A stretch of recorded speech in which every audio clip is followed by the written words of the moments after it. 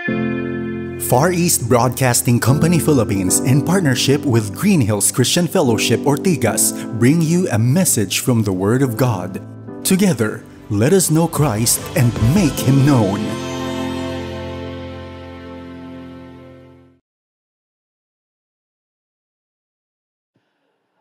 Magandang hapon po sa ating lahat. Mukhang mahina Magandang hapon po. Yan, mas maganda. Kayo po ba ay natutuwa at tayo ay nasa tahanan ng Panginoon upang sumamba? Amen. Alam niyo po, ang pagsamba po, ito po ay isang tungkulin na iniuutos sa atin ng Diyos bilang kanyang mga nilikha. Ngunit tayo ay sumasamba hindi lamang sa araw ng panambahan sapagkat tayo po ay nagpapakita ng ating pag-ibig sa ating Panginoon. Dito po sa panimula ng ating pagsamba, bago ko po basahin yung ating verses sa aklat ng mga awit, ay pagpapakita ng pag-ibig sa ating Panginoon ang ating gagawin. At inilalarawan po dito sa aklat ng mga awit ang ilan sa mga katangian at paglalarawan ng ating Panginoon.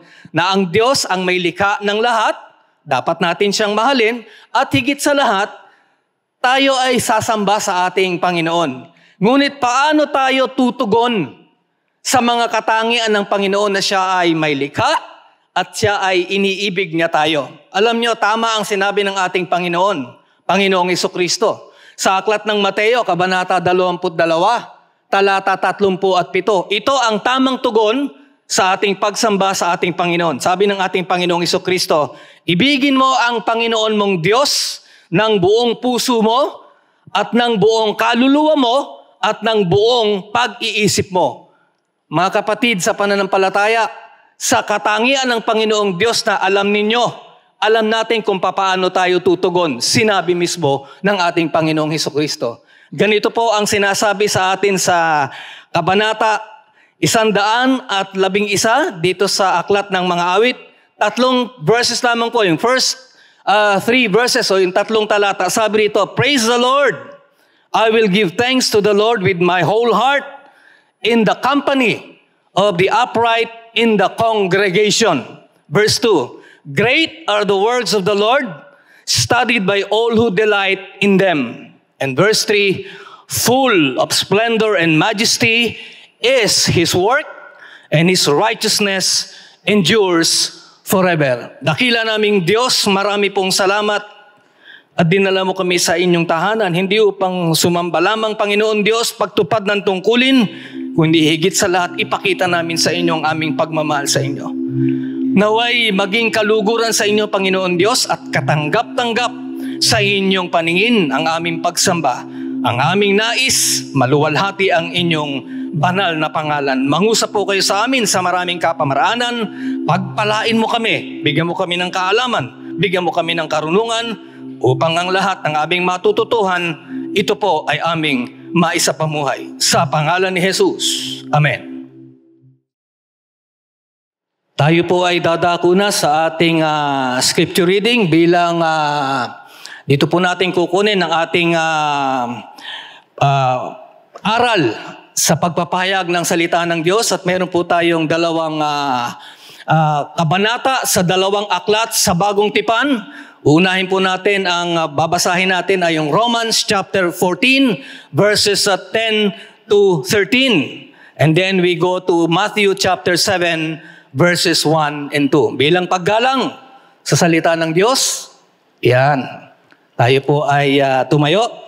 Babasahin po natin ang Romans 14 verses 10 muna tayo. Sabi rito, why do you pass judgment on your brother? Or you, why do you despise your brother? For we will all stand before the judgment seat of God. For it is written, as I live, says the Lord, every knee shall bow to me, and every tongue shall confess to God. Verse 12, so then each of us will give an account of himself to God. Verse 13, therefore, let us not pass judgment on one another any longer, but rather decide never to put a stumbling block or hindrance in the way of a brother. Dako naman po tayo sa aklat ni Mateo, Kabanata 7, talata 1 at 2. Ganito po ang ating mababasa from the English Standard Version. Judge not, that you be not judged, for with the judgment you pronounce, you will be judged. And with the measure you use, it will be measured to you. Purihin ang salita ng Diyos. Maaari na po kayong magsiupo. Before we go to our worship of the Word, there's something that I really, really enjoy doing. I'm going to recruit you all to be prayer warriors. For a group of 4 young people, we're going to spend a significant amount of their lives and possibly even go full-time serving the Lord as our missionaries to our campuses. They're getting younger. You know, I was telling them at the back, you keep getting younger all the time. Maybe next time I'll be commissioning toddlers. No, but I'm going to ask them to come out. Come out here, Mikel, Iris, Bethel, and Eruel. Will you please give a round of applause? Yes. This is so wonderful. Mikel, raise your hand so everybody knows who you are. Miko? Yes. Hello, I'm Miko. Mikel, yeah. Then Iris, Bethel, and then Eruel. Will you please stand? Because I'm going to pray for them. And I'm recruiting you all, including you guys online, to pray with me for them as we send them to our campuses as our GCF missionaries. And who knows, some of them might become full-time. Let us pray. Will you please raise your right hand towards them as I pray for them? Let's pray. Father, what a privilege it is for the entire family, on-site and online, to just dedicate these young men and women to you. Thank you for them, Father. We thank you for their willingness to submit to your call to minister to our campuses. And Lord, whether they do this for the rest of their lives, full-time, or as a significant part of their lives while you call them to another calling, whatever it is, Father, the church right now is simply inspired by their lives. We pray for Mikel, Iris, Bethel, Eruel, that your hand will be upon them and that whatever they do, Father, may you bless whatever ministry they will undertake in our campuses, whether in the Philippines or even outside, because I know one of them will be ministering even to an outside country after this. And Lord, we pray that not only will your blessing be upon their fruit, may it be upon their lives itself. May they have a closer, deeper walk with you because they simply submitted to your call. And Father, you know the burden of my heart that I shared to our elders yesterday. Will you please call young men and women to full-time ministry? We believe in the bivocational ministry, but Father, we need people who be fully, totally committed 100% to the work of the ministry. And I pray that if these 4 are those, may it be so. And there are others, Father, call them young men and young women, missionaries and pastors full-time. Bless these 4, O God, as the entire congregation and the entire church family is doing so. We ask this all in Jesus' name, and all God's people say, amen. Let's give a round of applause again. Thank you, Mikel, Bethel, Eruel, and Iris.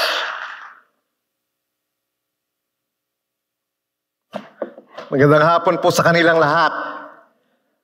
Kamukha ko lang po yung kanina. Hindi, ako po yun. Ang atin pong pag-aaral ngayong hapon ay tungkol po sa huwag maging mapanghusga sa bawat isa, sa isa't isa. Huwag po tayo maging mapanghusga sa isa't isa. Kung nandito po kayo noon, alam ninyo na dumadaan po tayo sa isang serye tungkol sa mga tinatawag natin sa English relational guidelines. Mga prinsipyo tungkol sa pakikitungo sa isa't isa bilang kapwa Kristiyano. Ito po talaga ay tungkol sa atin lamang, dito po sa ating pamilya, sa loob ng simbahan. Kaya hindi po natin Kahit maganda po ang ating hangarin, hindi natin basta-basta ibibigay ito sa mga hindi natin, makilala natin, hindi pa Kristiyano at sabihin, gamitin nyo ito. Maaari po makatulong. Pero ito po talaga ay para sa pamilyang Kristiyano sa loob ng simbahan. At ang ating pong binasa kanina ay sa Ingles. Ang gagawin ko naman po ay, habang tayo po ay dumadaan sa Biblia, isasalin ko po naman sa Tagalog. Tungkol po sa ating paksa ngayong hapon, naalala ko po nung si President Bill Clinton, ang presidente po ng bansang Amerika, nung kapanahunan noon ay dumadaan sa tinatawag nating impeachment trial. Ito po ay dahil nahuli siya sa pangangalunya sa isang intern sa White House, ang pangalan si Monica Lewinsky. At dahil po nahuli siya, nagkaroon po tuloy ng impeachment proceedings laban sa kanya.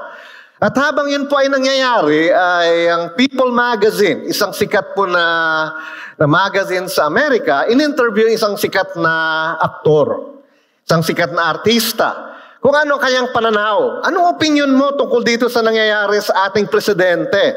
Presidente ng Amerika na nahuli na nangangalunya at ngayon ay maaaring matanggal. Ito po ang sagot ng artistang ito na sikat. Sa English ko po muna babasahin at isasalin ko na lang sa Tagalog. Sabi niya, why should we be upset over such a thing? We're all sinners, and it just shows that a president like Clinton is like the rest of us. The Bible says, judge not that you be not judged. Tapos na, yun po ang sinabi niya. Sa Tagalog, bakit tayo titingin ng masama kay President Clinton? Sabi naman ng Biblia ay huwag tayo manghusga ng isa't isa. Tama po ba ang gamit ng artistang ito?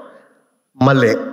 Titingnan po natin mula sa Biblia mismo kung saan niya rin kinuha yung kanyang sinabi, kung tama ang sinabi niya o hindi, at makikita natin kung ang Biblia ang gagawin nating pundasyon ng ating paniniwala, iba po ang dapat ibig sabihin nun. Manalangin po muna tayo. Naman naming Diyos, salamat po sa karangalan na ihandog sa inyo yung aming mga misionerong kabataan.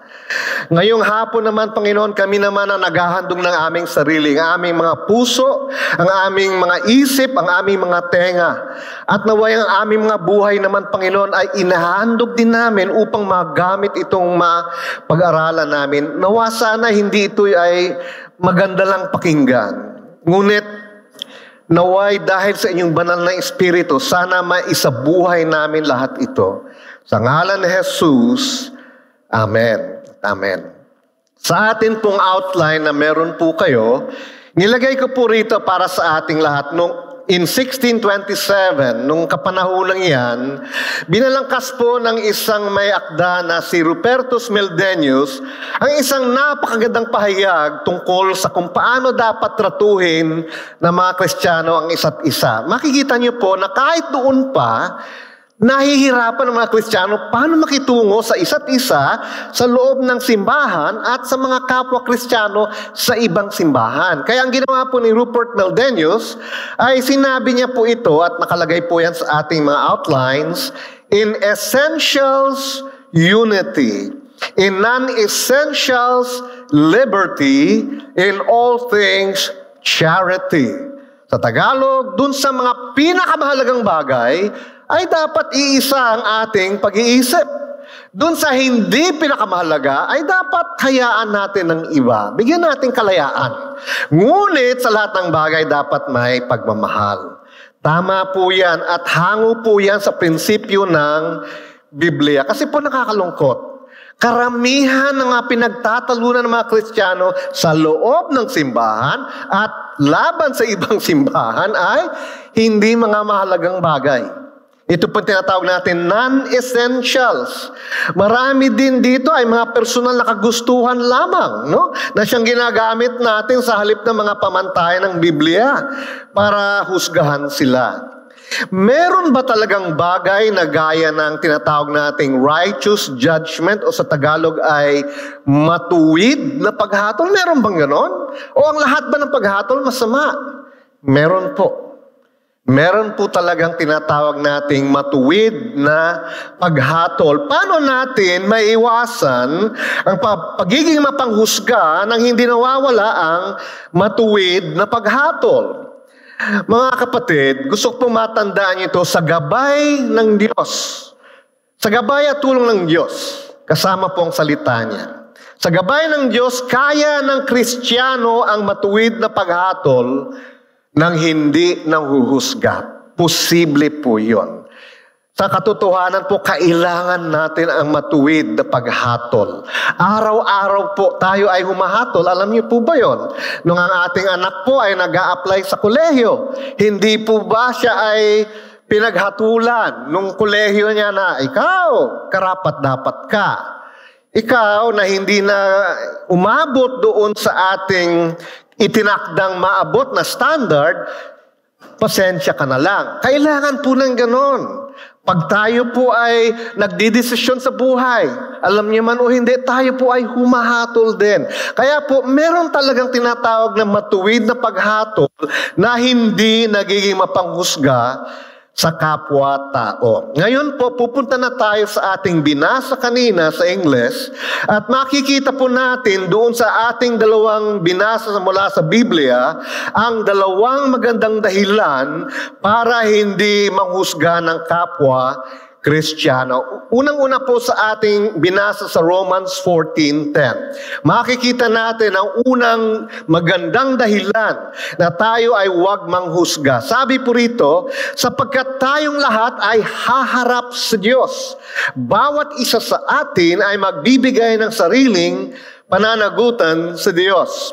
Ano pong pinanggalingan nito? Verse 10 po ang pinanggalingan nito. Sabi po ni Apostol Pablo sa verse 10, at ikaw, bakit mo hinahatulan ng inyong kapatid? Ano po nangyayari dito? Konting konteksto lamang po. Nung sinulat po ni Apostol Pablo ang Romans 14, meron pong konting pagtatalo sa loob ng simbahan. Meron kasi pong mga bagong Kristiyano, bagong ligtas, na hindi po mabitawan yung kanilang dating ginagawa sa lumang relihiyon.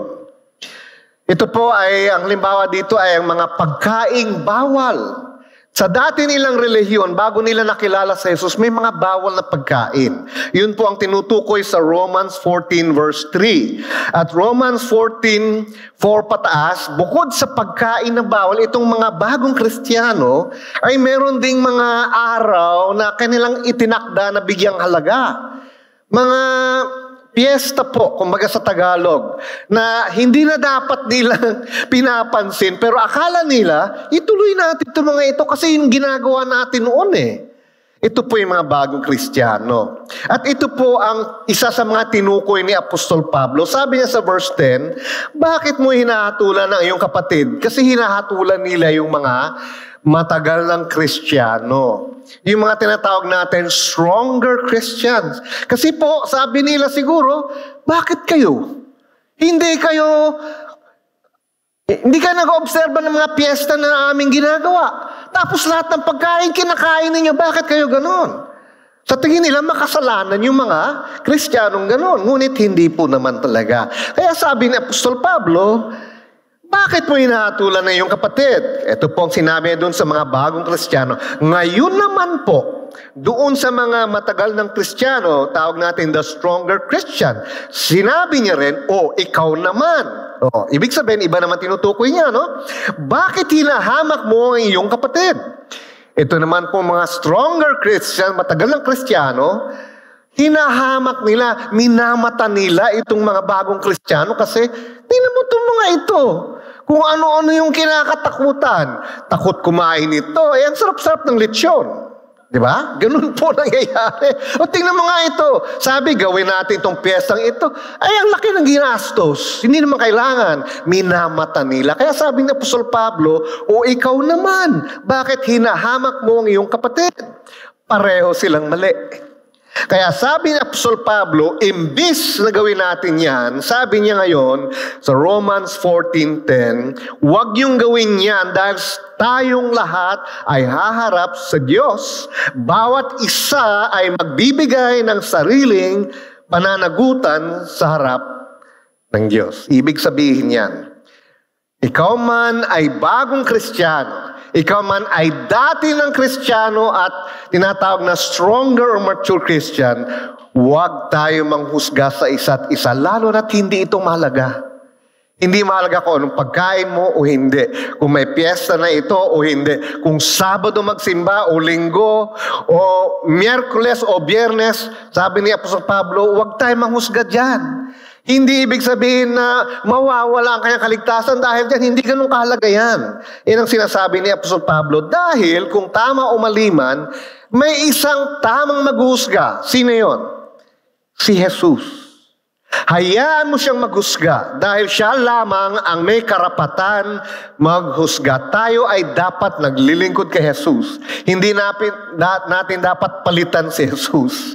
Nung niligtas tayo, para tayo sumunod sa Kanya. Hindi para palitan siya. Kasi po pag tayo ay naghuhusga sa kapwa Kristiyano, para natin ginawa ang sarili natin, tayo na rin ang Diyos. At sinasabi ng Apostol Pablo, wala tayong karapatang ganon. Bawat isa sa atin ay huhusgahan ni Jesus at hindi dapat tayo naghuhusga sa bawat isa. Sabi po sa 2 Corinthians 5:10, sapagkat haharap tayong lahat kay Kristo para hatulan. Tatanggapin ng bawat isa ang nararapat na kabayaran sa kanyang ginawa, mabuti man o masama, nang nabubuhay pa siya sa mundong ito. Ito po ang tinutukoy ni Apostol Pablo dito. Nang sinabi niya, lahat tayo haharap, tinutukoy niya po yung tinatawag natin sa English, the judgment seat of Christ. Ito po ang paghuhukom na haharap tayo lahat kay Jesus. Kailan po mangyayari ito? Ang sabi po ng mga nag-aaral ng mga Biblia, mga tinatawag ng Bible scholars, malamang po pagkatapos ng tinatawag nating rapture. Pag kinuha po ni Jesus ang mga nabubuhay pa sa lupa, dahil siya ay dadating sa kalangitan, hindi po siya bababa muna. Siya ay bababa sa kalangitan, malamang dito pa lamang po sa itas ng mundo, hindi pa sa lupa. Kukunin niya lahat ng mananampalataya, hindi mo na kailangang pumanaw o mamatay. Diretso ka sa langit at doon po tayo magkakaroon ng reunion sa mga nauna na sa ating mga Kristiyano. Sa tingin po naman nag-aaral ng Biblia, doon po mangyayari at after the rapture, magkikita po tayo lahat, isang malaking reunion sa harap ni Jesus at doon po mangyayari ang judgment seat of Christ. Ito po ay para sa mananampalataya. At ang mangyayari dito ay tayo po ay huhusgahan ng Panginoon, hindi para itapon sa impyerno. Malinaw po sana tayo diyan. Ngunit merong mga bibigyan ng gantimpala at merong walang tatanggapin. Ano po ang basehan ng gantimpala? Kung paano tayo nabuhay bilang Kristiyano. Yun po ang tinutukoy ni Apostol Pablo. Kaya sabi niya, huwag na kayong mag-away. Huwag na kayong maghusga. Mamuhay na lang kayo ng tama at tingnan nyo inyong sarili. Lalo na't hindi naman yan tungkol sa importanteng doktrina. Hindi naman yan tungkol sa kaligtasan. Hindi naman yan tungkol sa kasalanan na malaki na mawawala ang inyong patotoo sa ibang tao. Kaya sabi ni Apostol Pablo, magmahalan na lamang kayo at huwag kayong maghusgahan sa isa't isa. Mga kapatid, yan po ang tinutukoy na isang magandang dahilan bakit hindi tayo manghuhusga ng bawat isa dahil lahat tayo ay huhusgahan ni Jesus. Kaya wag na natin tingnan ang ating kapwa. Sarili na lang natin. Pangalawa po, pangalawang magandang dahilan para hindi manghusga ng kapwa Kristiyano. Ito naman po ay nasa Matthew 7:2. Sabi dito, sapagkat hahatulan kayo ng Diyos ayon sa paghatol ninyo sa iba at susukatin kayo ayon sa panukat na ginamit ninyo sa iba. Ang ibig sabihin po nito ay, nauna po kasi dito, no? Yung naalala ng artistang sinabi ko na huwag tayo manghusga sa iba. Yun ang nauna rito. Huwag tayo manghusga sa iba at binigay ang dahilan dahil hahatulan kayo ayon sa paghatol ninyo sa iba. Anong ibig sabihin nito? Kung paano natin hinuhusgahan ang mga tao ngayon sa lupa. Pag humarap tayo sa Diyos, sabi ni Jesus, ganun din ang panghusga niya sa atin. Handa na ba tayo sa ganoon? Handa ka na ba sa gano'n? Kung paano mo hinuhusgahan ng iba ngayon, pagharap mo sa kay Jesus, same standard. Yan ang sinasabi sa Matthew 7:2. Same measure. Kung ano yung ipinanukat mo sa iba, gano'n ang panukat sa'yo. Handa na ba tayo? Hindi ko alam tungkol sa inyo. Takot po ako manghusga mula nang nalaman ko ito. Mas gusto ko na lang tingnan ng sarili ko, okay ba ako sa iyo, Panginoon?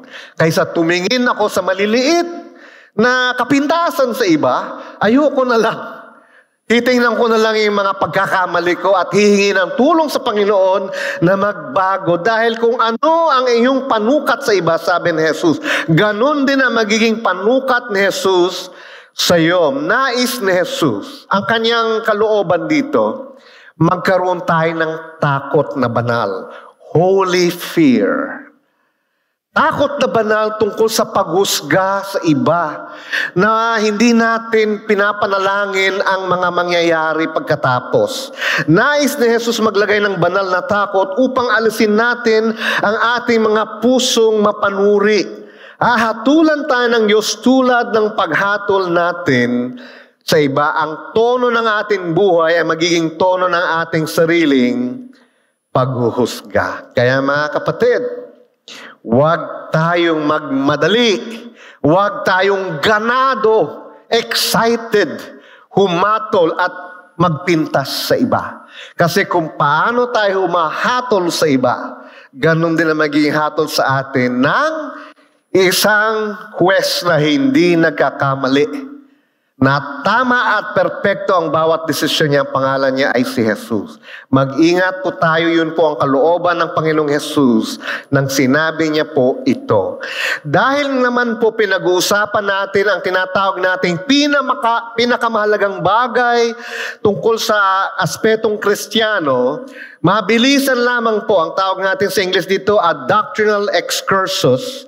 Dadaan po tayo sa mga 4 essentials of the Christian faith. Ano po ba yung ating 4 na pinangahawakan bilang mga Kristiyano na kapag ito pa hindi pinaniniwalaan, ang tawag po natin dito ay heresy, na talagang maling doktrina kapag hindi tayo naniniwala dito. Gusto pong daanan natin ito ng mabilisan para alam natin kung ano pong hindi natin pwede isuko. Ipakita po natin ito. Malapit na, konti na. Ayan na. Okay. The 4 essentials of our faith.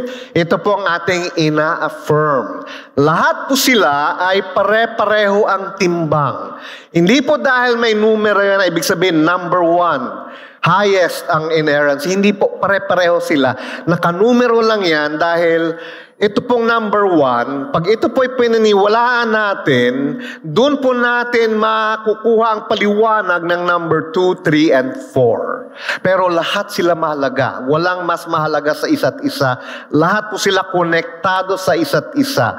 Inerrancy of the Bible, ang Biblia po ng unang isinulat doon sa sinabihan ng Espiritu ng Diyos na isulat in the original manuscripts or writings, walang error, walang mali ang laman, ang bawat salita, ang bawat titik, ang bawat letra ay tama. Yun ang ibig sabihin ng inerrancy of the Bible. Hindi lamang ang salita, kundi ang mga kahulugan mismo, tama at walang mali. Ang salita at ang kahulugan, walang mali.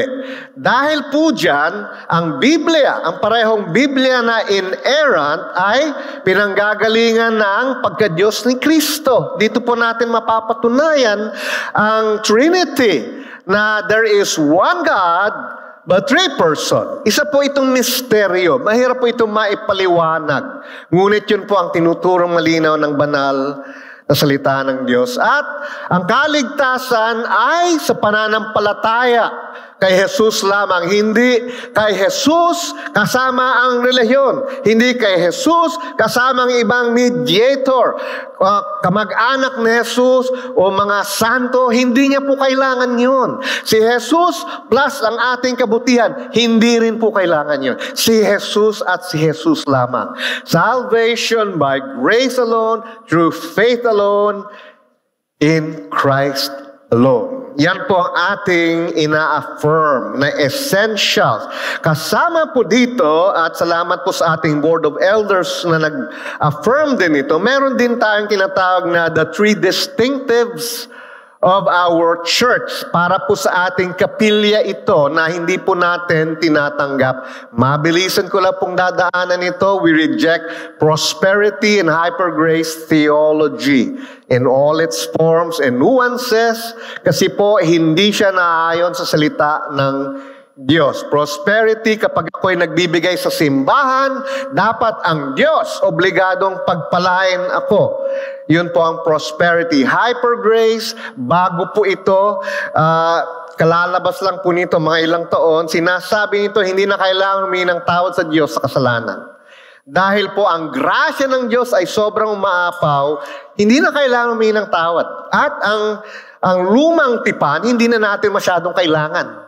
Kasi puro tungkol yun sa mga bawal. The law, we don't need the Old Testament. Of course, mali po yun. So we reject that.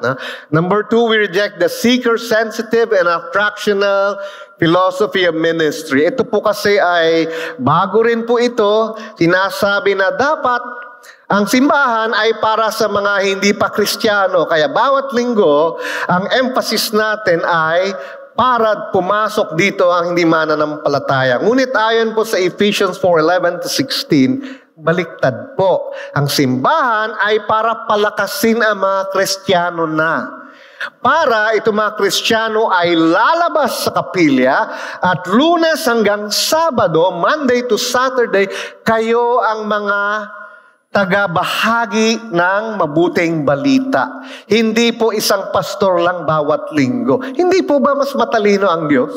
Imbis na isang pastor lang bawat linggo, taga-akit ng mga hindi mananampalataya, lalabas ang libu-libong Kristiyano bawat linggo at sila ang magsasabi at magbabahagi ng Ebanghelyo. Ganun po ang katalinuhan ng Diyos. At pangatlo, number 3, we reject na yung mga titulo na apostle and prophet ay dapat ilapat pa rin natin dahil ito po ay mga office na hanggang ngayon. Kaya huwag niyo po akong tawagin, kung pwede po, Apostle Larry, no? Huwag po, or Prophet Larry. Ang pastor po ay nanginginig na po ako doon. Huwag niyo po akong lalong takutin. Ano?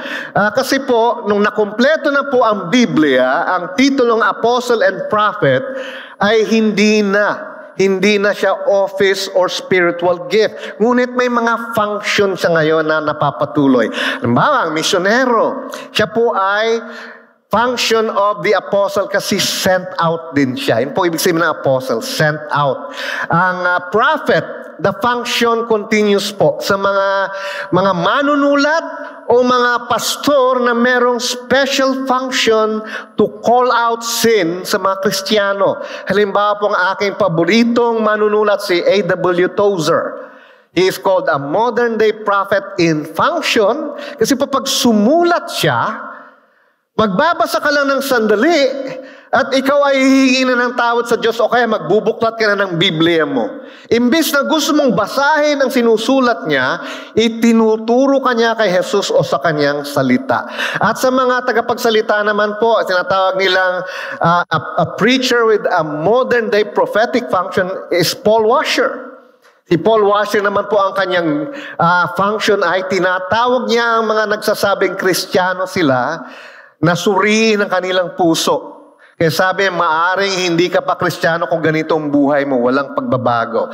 He is called a modern day prophet in function. Ngunit, bukod po dyan, sinama na rin po na we reject the sign gifts as continuing spiritual gifts kasi kompleto na po ang Biblia. Ngunit, pwede po mangyari ang mga miracles using the sign gifts where the gospel is prohibited or unavailable. Ito po ang nakalagay sa ating doctrinal statement, by the way. Naalala ko po ang aking mentor, ang ating dating senior pastor, si Pastor Luis.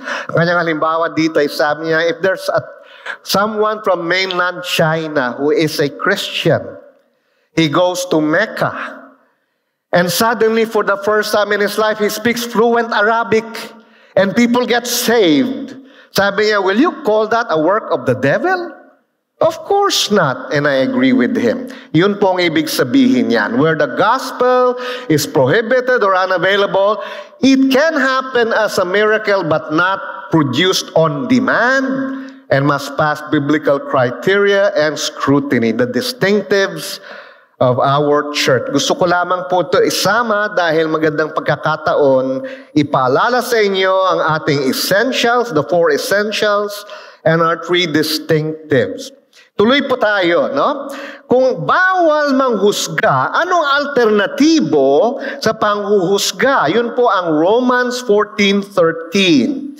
Sabi po sa Romans 14:13, maging sadya sa hindi panghuhusga. Sabi po sa English, therefore, let us not pass judgment on one another any longer, but rather decide. Sa Tagalog po, huwag tayong humatol sa isa't isa, kundi magdesisyon. Ito po ay hindi po malinaw gaano sa English o sa Tagalog. Pero ang ginamit po kasi ni Apostol Pablo sa literature po, ang tawag po dito ay play on words. Ginamit niya po same Greek word for pass judgment and decide. O huwag tayong humatol, ngunit magdesisyon. Parehong salita sa Griego. Kasi ang gusto niya sabihin dito, imbis na humatol sa iba, hatulan natin ang sarili natin upang tumulong sa iba. Ito po ay isang desisyon. Bigyan ko po kayo ng halimbawa, no, para maintindihan niyo. Ang sinasabi ni Apostol Pablo, bago mangyari ang kalagayan, ang sitwasyon, may desisyon ka na. Kaya pag dumating yung kalagayan na parang gusto maghusga, hindi mo gagawin. Ito po ang halimbawa. Pag ako po nagkakasal, no? Kaharap ko po yung magiging yung groom at yung bride sa premarital counseling. May punto po, kasi po serye po ako mag-premarital. Marami po, hindi lang konti. Kinakarir ko po yun. No? Haharapin ko po muna yung lalaki at tititigan ko siya sa mata.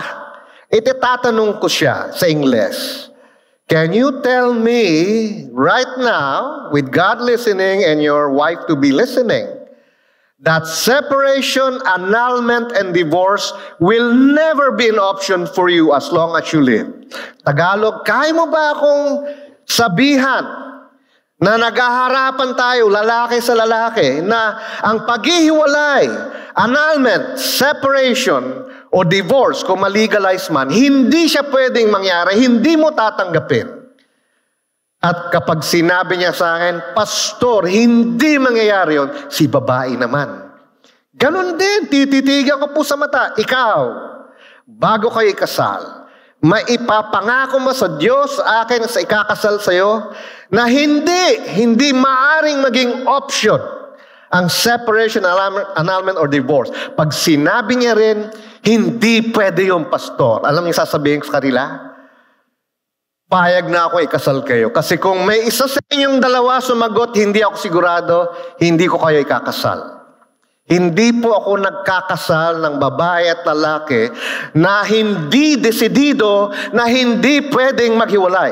Kailangan, kahit ikamatay mo, hindi ka maghiwalay. Kahit habulin mo si Pastor Larry habang buhay, i-counsel mo kami, Pastor, o kumuha ka ng 20 marital counselor, okay lang yon. Basta hindi kayo pwede maghiwalay. Separation, annulment, or divorce. I ask them that. It's not because I do not believe in those. There are biblical. Meron pong mga sinabi sa Biblia na guidelines to situations where those are allowed. Pero ayoko po na yun ang unang iniisip ng ikakasal ko. Sinasabi ko po talaga yan. Kayong mga naikasal ko, alam niyo po yan. Na if you are not ready to be fully committed, I will not do your wedding. Awa ng Diyos, wala pa po akong ikinasal na gano'n na nagsabi, hindi ko yata kaya, Pastor. But ito po ang halimbawa minibigay ko sa kanya. Bago mangyari, nagdesisyon ka na. So hindi ka pa humarap sa taong pwede mong husga, nagdesisyon ka na. Hindi ako magiging mapanghusga, kaya pag nandun ka na, hindi mo gagawin. Pangalawa, Mag-ingat sa iyong mga personal na kagustuhan na nagiging hadlang sa iba. Ito po yung mga non-essentials. Hindi naman doktrina. Hindi naman po kasalanan na halatang halata. Yung maliliit lang na pagkakaiba, no? So sabi ni Paul sa English, never put a stumbling block or hindrance in the way of a brother. Ano ito mga stumbling block? Preferences. Dito po sa ating konteksto, diet and special days. Sa ating modernong konteksto, Pastor, yung communion niya ba talagang nagiging dugo ba yan talaga ni Jesus? O nagiging katawan talaga ni Jesus? Pag sinabi nating simbolo, pag sinabi naman, ay para sa akin, baka naman mas special. Sabihin ko ba sa kanya, hindi ka pwede dito lumayas ka. Hindi po ganun. Okay lang, sige po. Hindi tayo mag-aaway. Let's agree to disagree. Ngunit ikaw ba, tinanggap mo na si Jesus bilang tagapagligtas? Oo, pastor. Kasi yung dati kong relihiyon, ganun Okay lang. Welcome ka rito. Mag-communion tayo, magkaibigan tayo, kapatid tayo, kasi tinanggap mo na si Jesus. Sana, sa puso mo manalangin ka na lang, Panginoon, sana balang araw makita niya. Hindi po literal na dugo ito. Hindi po literal na katawan ni Jesus. Ngunit, sa pansamantala, tanggapin mo siya. Huwag mo siyang palayasin. Huwag mo siyang ikwento. Alam mo ba yung bagong membro ng DCF? Sabi niya, dugo ni Jesus ito. Huwag pong ganon. Accept one another. Do not judge one another. Personal preferences. Tagalog po, babasahin ko, huwag maglagay ng katitisuran o ng balakid sa daan ng inyong kapatid. Kaya po ang ating mga personal na kagustuhan, mag-ingat tayo. Suriin natin bawat isa. Isa-isahin natin, lalo na kung ginagamit natin ito upang humatol sa iba. Ikatlo, isagawa ang matuwid na paghatol. Meron pala nito, pastor? Meron. At ang nagsabi ng mga salitang ito ay walang iba kundi si Jesus mismo. Isagawa ang matuwid na paghatol ayon sa paraan ng Biblia. Paano po ito? First, Matthew 7:5, suriin muna ang iyong sarili. Babasahin ko po ang Matthew 7:5. Sabi ni Jesus, alisin mo muna ang malatrosong puwing sa iyong mata nang makakita kang mabuti para maalis mo ang puwing sa mata ng inyong kapwa. Ito pa rin po ang pinanggalingan ng huwag ka maghusga ng iba. Ganito po yun. Halimbawa po, huwag natin gamitin ng malatrosong puwing. Kasi medyo siguro po pinapatawan ni Jesus yung kanyang mga disipulo. Halimbawa po ako ay nakakita na po kayo ng mga shades na itim. No, yung takip lahat. Tapos, pag sinuot mo, pati yung paligid, wala ka na makita kasi maitim. Yung tinatawag na mukha kang bangaw. Halimbawa, naka-shades akong gano'n, no? Mukha na akong bangaw. Pupunta ako kay Atty. Winnie. Alam mo, Atty. Winnie, meron kang maliit na puwing sa mata mo. Pwede ka bang tanggalin? Nakasuot ako ng shades na mukha akong bangaw. Sa tingin niyo ba, papayag siya? Sabi, ayoko nga, pastor. Matusok mo pa mata ko. Mabubulag ako. Tanggalin mo muna yung shades na yan. Nakakabang, dilim-dilim niya. Wala kaya ata nakikita. Tama po siya. Yun po ang itinutukoy ni Jesus. Bago mo suriin ng ibang tao, tingnan mo muna sarili mo. Yun po ang kanyang ayaw nating gawin. Naguhusga tayo sa iba, pero hindi natin tiningnan ang sarili na maaring yung kasalanan na gusto mong ituro sa iba, baka nasa buhay mo. Pastor, hindi ko ginagawa. Okay, kung hindi mo ginagawa, di ba sabi natin, suriin mo na yung sarili, pwede mo pa rin tanong sarili mo, sakaling ang kausapin ko siya. Payag ba ako ang Panginoong Jesus balang araw pagharap ko sa Kanya? Kung anong aking ginawang standard or measure, yun din ang gagawin ni Jesus sa akin. Payag ba ako? Gawin ni Jesus sa akin ang ginagawa ko sa Kanya. Pag kaya mong sumagot ang oo, di pwede mo na siyang lapitan. At nang may pagmamahal sa puso mo, parang ating yung lesson last week ni Pastor Sam Rendal, speak the truth in love. Sabihin ang katotohanan ng may tunay na pagmamahal. That's the time you can do it. Kasi sinuri mo na ang sarili mo. At ikalawa, tapos na po tayo, Personal na kilalanin ng Diyos at ang kanyang salita upang magkaroon ng matuwid na paghatol. Sabi po sa John 7:24, huwag kayong humusga ayon lang sa nakikita ninyo, sabi ni Jesus, kung hindi humusga kayo ayon sa nararapat, ayon sa matuwid na paghatol. Si Jesus mismo ang nagsabi ng kataga na matuwid na paghatol. Ano pong nangyari sa John 7:24? May kwento po rito. Kailangan marinig nyo ito. Sa John 7 po, si Jesus ay nagtuturo sa publiko. Parang siguro po ginagawa natin ngayon. At meron pong kumokontras sa kanya. Alam niyo po kung bakit? Kasi po bago siya nagturo, meron siyang pinagaling na pilay ng 38 years. Well, paralisado ng 38 years at Sabado yon, Sabbath day. Mirakulo, pinagaling niya, pinalakad niya. Kaso Sabbath day, nakita ng mga mapanghusgang tao. At sabi sa kanya, mali ang ginawa mo. Hindi nila tinignan na naawa siya doon sa pilay. At tinignan nila, ginawa mo yan sa bawal na araw. Kasi bawal po doon sa kanila na gumawa ka ng kahit ano, kahit mabuti, sa Sabado, sa Sabbath day. Yun po ang araw kasi ng takda na nilang magsamba nung panahon ng iyon. Ang sagot sa kanila ni Jesus, pag kayo ay may itutuling bata, no? Kasi po sa mga Hudyo, tinutuli nila ang mga bata sa 8 araw. Kung isinilang yan ng Biyernes, bumilang kayo ng 8 araw, kailan? Ang pang-8 araw. Di ba Sabado? Sabi niya kayo, pagka itutuli nyo, dahil sinabi ni Moses na ituli ninyo sa 8 araw, tinutuloy niyo pa rin. Ginagawa niyong exception. Tapos ako may pinagaling ako na 38 taon, hindi makalakad. Yun ang pinumpunan ninyo? Kaya niya po sinabi ang John 7:24, huwag kayong humusga. Hinuhusgahan kasi siya. Ayon sa nakikita ninyo. Ano nakikita nila? Sabbath day. Makasalanang Jesus ka. Gusto nga nilang patayin siya. Yun po talagang nangyari. Gusto nilang patayin siya. Ayon sa nakikita nyo, kundi humusga kayo, ayon sa matuwid na paghatol. Paano po natin gawin yan sa kapanahunan natin? Paano po tayo magkaroon ng matuwid na paghahatol? Ang salita ng Diyos at ang Espiritu ng Diyos ay kumikilos sa buhay ng isang Kristiyano. Kaya po hindi po natin pwede na hindi binabasa ng para sa ating sarili ang salita ng Diyos. Okay po yung ginagawa natin ngayon. Ngunit sana bukod sa ginagawa natin ngayon nagsasamba, meron din kayong sariling panahon para sa sarili nyo magbasa. Pagkatapos, kung meron kayong pagtitipon na tawag nating Bible study, isa pa rin makakatulong yon. Kaya 3 bagay po pwede natin gawin.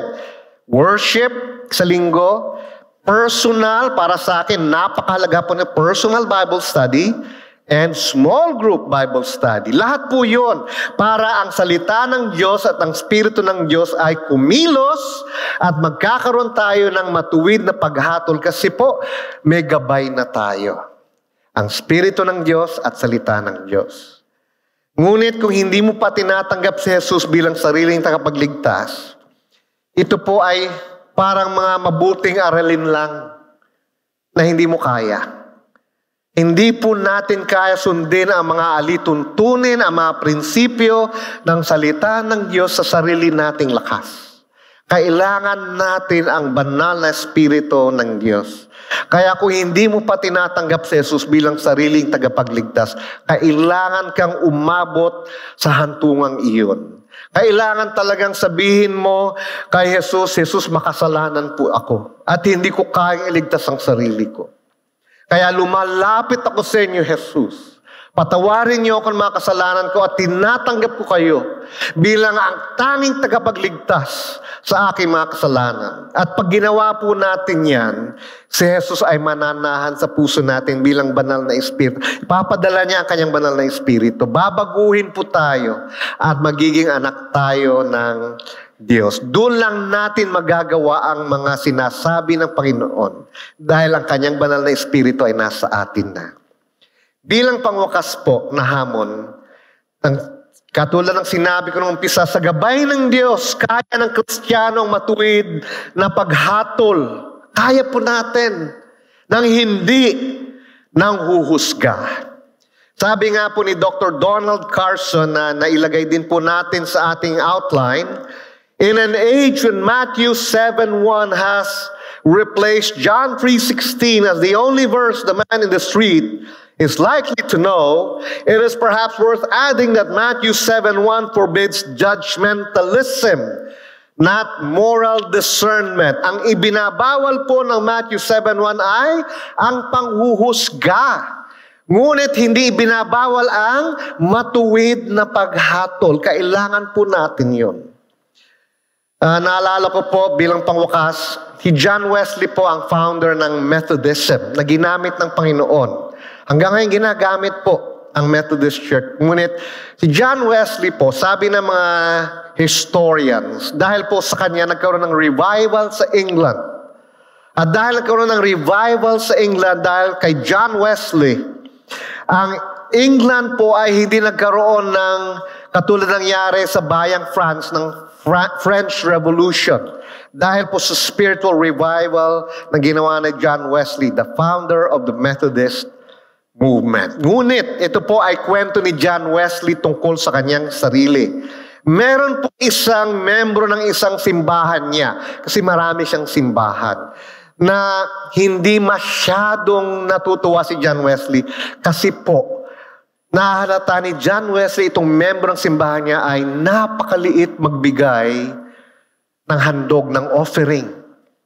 Tapos minsan, si John Wesley ay nakiusap sa kanyang simbahan na meron nangyayaring ministeryo. Pwede ba, bukod sa simbahan natin, kung meron kayo, suportahan nyo itong ministeryo ito at marami tumulong sa simbahan, itong mamang ito, tumulong ngunit kaunti lang.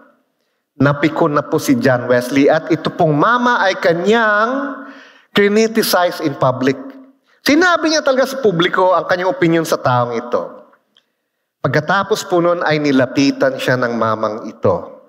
At ito po siya ay nagpaliwanag. Sabi niya kay John Wesley, na ilang buwan na po siya walang kinakain kundi tubig at pinakamurang gulay sa palengke. At ito po ang kanyang patotoo. Sabi niya, bago siyang Kristiyano.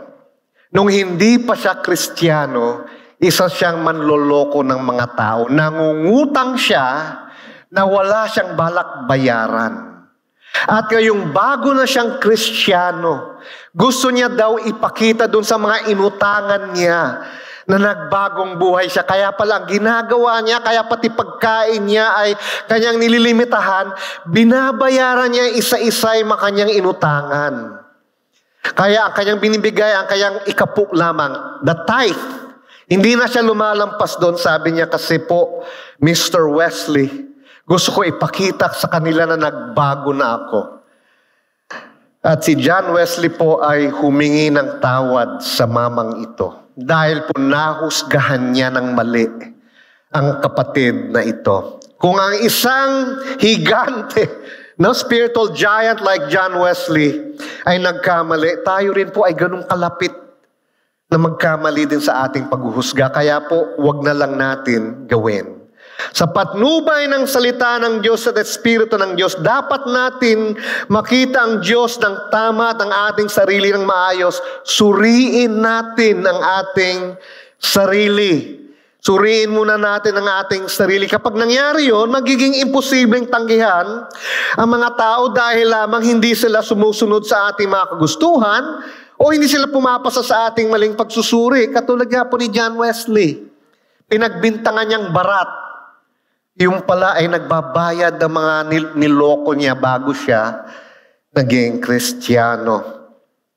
Higit sa lahat mga kapatid, kapag naniniwala tayo na ang Diyos ay matuwid na hukom, kapag tayo ang tumatanggap ng panghusga ng iba, hindi lang panghusga, pag tayo ay biktima ng injustice. Kasi po merong mga ganun sa atin. Pag naniniwala tayo na ang Diyos ang tanging matuwid na hukom, ang ating mga pagsusubok, hindi lang natin kakayanin. Patitibayin pa tayo. Kasi sa puso natin naniniwala tayo, alam natin, maaaring wala akong hustisya ngayon. Maaaring ako hinuhusgahan ngayon. Ngunit alam ko sa tamang panahon, ang aking Diyos ang magtutuwid ng lahat ng mali. Siya ang magsasabi ng lahat ng tama kahit walang tagapagtanggol sa akin ngayon. Kung yan ang kalagayan ninyo, naway maintindihan natin lahat.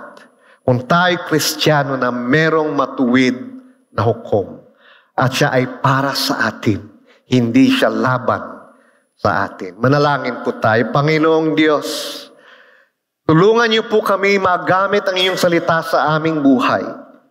Unang-una, Panginoon, tulungan niyo kami huwag maging mapanghusga.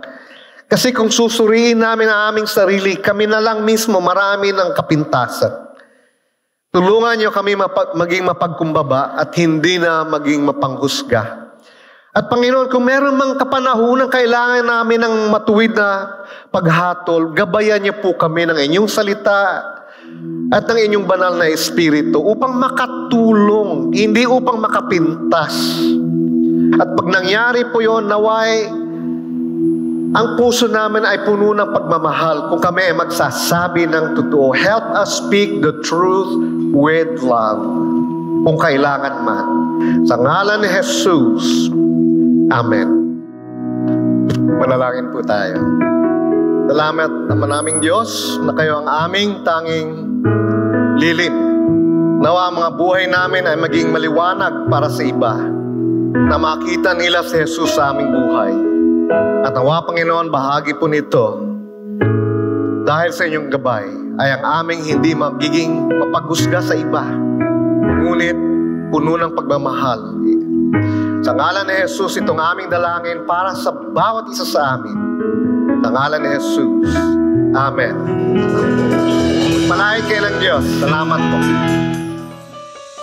You've just heard a message from the Word with Green Hills Christian Fellowship Ortigas in partnership with Far East Broadcasting Company Philippines. We hope you can join us next week. God bless you.